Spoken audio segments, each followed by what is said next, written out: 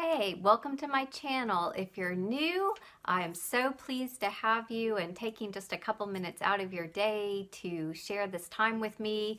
Today's video is a little bit different than anything I've done. I was doing my taxes this year and discovered for the first time in my entire adult career that I owed a large sum of money to the government for various reasons that I don't need to get into. But all of a sudden I needed to get more on budget. So it helped me to watch some other YouTubers videos on things that they had done. And I'm not gonna go out of my way to create a whole thing that's already out there.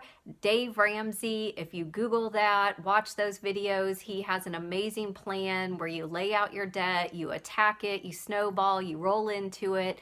I highly recommend it.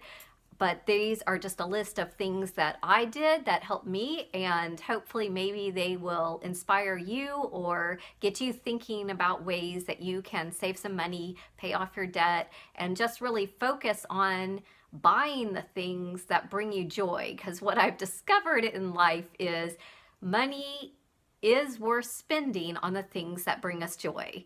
So not to be wasted on things that we're not thinking about. So making a list, number one, of everything I spend for the month. So keeping track, knowing where my money's going. It doesn't have to be anything you share with anybody else, or it doesn't have to be anything formalized. Nobody's going to test you on this later. Just start being aware of what you're spending so that you can know what choices you're making with your money. Second, gym / whatever exercise classes, evaluate those. Are you really using them? For me, my gym membership was only $20 a month and I was using it quite a bit, so that to me made sense. I was also paying large amounts of money to go to a special yoga studio, as well as taking aerial silks, expensive classes. I decided that I would focus on my running and not do some classes, and that saved quite a bit of money per month. Next, hair, manicures, and massages. However, if you get these on a regular basis or even as a special treat every once in a while, just something to look at. I don't professionally usually have a lot of massages and manicures, but I did get my hair done quite frequently with professional color and that kind of thing. And so I asked my salonist what I could use just temporarily, and keratin and things, products that are much more natural for your hair. Pay a little bit extra than those as opposed to the grocery store box stuff, and just kind of stretch that out. So I'm overdue for my hair, so I have an appointment this coming month, but it was worth it to save that money and pay off the debt. Also, clothing. I discovered when I made my list that I spent a lot on clothing. They are fun for me, they feel good.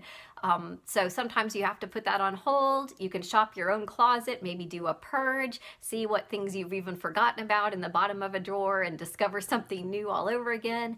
Borrow something that you've seen from one of your friends that's maybe the right size. Or what I like to do is, if I see all the ads popping up or going to the new arrivals, go ahead and put some of those in a wish list or your want list or your cart or whatever it is, and watch. There was a shirt that I was obsessed with at Nordstrom, just a simple t-shirt, but it was $85. It said, always take the long way home. And it was very, if you're an 80s child like I am, that was just a cool thing. And I just thought, oh, that'd be so awesome. It's so comfortable. I'm not paying that much for a shirt, but I kept it in my wish list. And then at Target, I found this shirt for $14.99. So almost the exact same shirt at Target. So by putting it in my cart and just waiting for it to go on sale and just holding off on it, and then discovering something similar that brings me equal joy, I just saved 75 bucks, because that original shirt was 85. So there you go. So clothing is one way that I can, but maybe that's different for you. Here's the big one that I think we all do: eating out. So there are times and celebrations and things like that we need to eat out. It's basically time versus money, right? It's much easier and faster just to pick up something already prepared, grab something out that somebody else has cooked, than it is to buy, prepare, cook, clean our own meals.